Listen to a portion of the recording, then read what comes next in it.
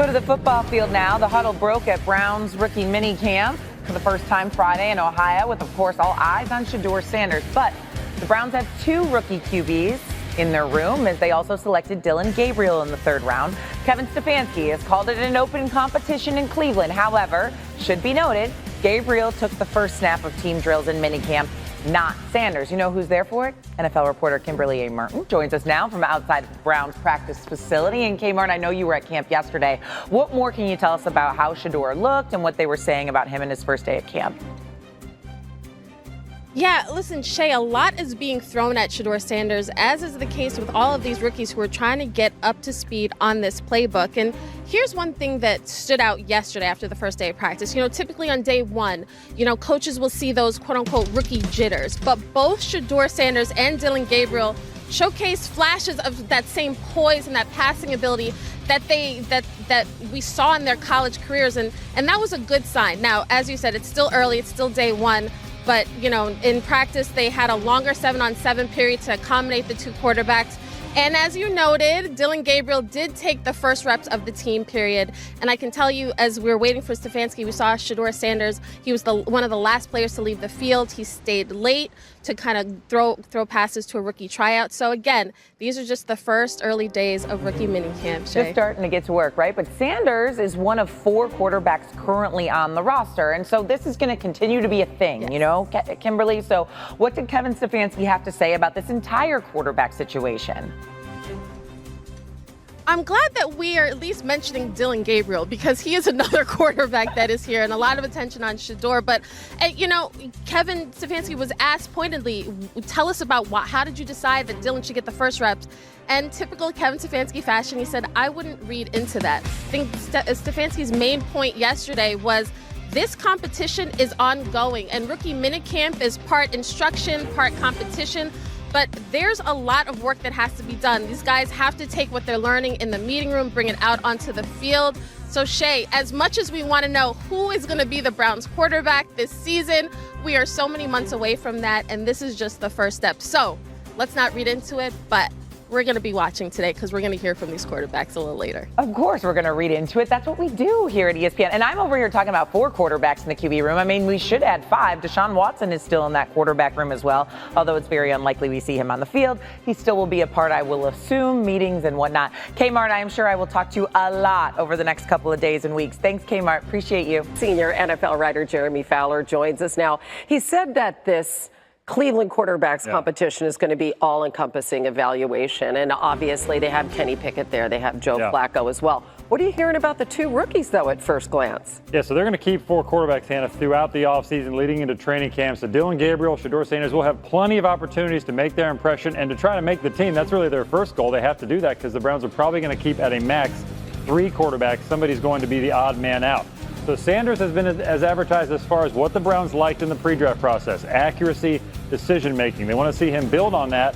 But the tricky part for him is they're really high on Gabriel. They essentially overdrafted him in the 3rd round just to ensure that they got him. I was told the Browns are really surprised that the media never picked up pre-draft very much on how high they were in Gabriel, with their private workouts with him, with bringing him in for a top 30 visit. So he's still in a pretty good position right here, and we'll see. Now, I'm talking to people around the league. They wouldn't be surprised if the Browns try to swing a trade eventually with one of these 4 quarterbacks.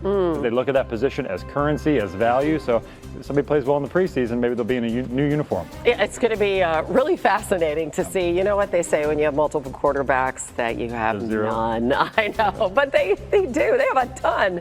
All right, let's talk about another rookie quarterback who we got our first eyes on, and that would be that number 1 overall pick, Cam Ward, and the Titans. What are you hearing so far about Ward? Well, Hannah, what's funny is he knows the play. Shedeur Sanders was seen as one of the biggest wild cards entering the first round of the NFL Draft Thursday. Sanders had a prolific 2024 season.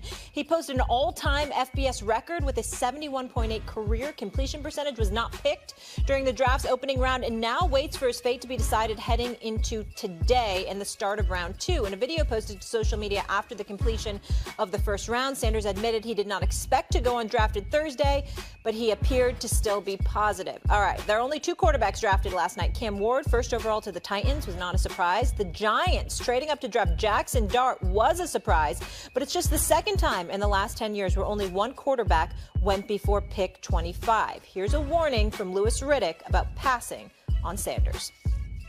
all the teams that are passing on him right now, as Mel just mentioned, are taking a gamble. They're taking a gamble. The teams who need a quarterback, and if you pass on him and he winds up having a Drew Brees type of career, a Tom Brady type of career, which he's totally capable of. You're going to sit back and teams are going to, there's going to be a lot of revisionist history on him. I get that. There's going to be a lot of case studies done on why did people pass on him? Was it because they thought he was cocky? Was it because of his dad? Was it because he was too brash? All the other nonsense that you hear. Because it isn't because of how he plays the game. I agree with you. Strong sound right there. Marcus, why did Shedeur not get drafted in the first round? Teams didn't think he was good enough to get drafted in the first round. And some teams didn't need a quarterback. Some teams thought other positions were more valuable. And I get, here's the thing, and I said this earlier today, man. I get everybody, because we've talked about Shedeur Sanders ad nauseum for the last 3 years when him and Prime and Travis Hunter showed up to Jackson State. We talked about the tandem. He coaching his father, Shedeur. They transfer and they go to Colorado, and Shedeur plays well. They win the TCU game. Everybody going crazy. They make Colorado relevant. All of those things have transpired all the way up until this point where we get to the draft. And when you start evaluating and teams look at this, and let me say this, the media didn't have one pick in the first round last night.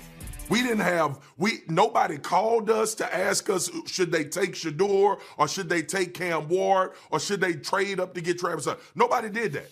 These teams looked at it and they said, we don't feel like the value is there to take Shedeur Sanders in the first round. There was a team that traded up in the New York Giants that didn't feel like he was good enough for them to take him with the 26th pick. So that's that in that scenario. Here's the other thing. When you start thinking about and this is why sports is so great. As much as we could want to see it for him, and teams have I'm sure teams have come back and said, I regretted not taking this guy. You think Chicago ain't say it after they've seen what Patrick Mahomes has done? You don't think the Giants regret after, even though it might have not made a difference in the championship, what they saw Saquon Barkley do in Philly? So I understand it. This is primetime Deion Sanders' son, who played the position really, really good for the Colorado Buffaloes. They won more games, brought more attention, more eyes were focused. But when 32 teams last night were on the clock, and the teams that needed a quarterback were on the clock, they did not think Shedeur Sanders at that point, which I think he'll get drafted tonight or even in the third round, had enough value for them to use that pick to pick him. That's all it boils down to. Now, we can get into the game and why we think these things happen, but that's ultimately what we watched transpire last night.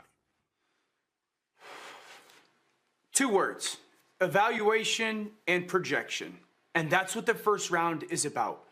And so, Marcus, you heard me say to Stephen A. Molly, one, can we stop having the funeral for Shedeur right now? Can we stop? He didn't get drafted in the first round. He very well might get drafted in the first 5 picks tonight. And candidly, it could be a better situation for him. So it's not the end.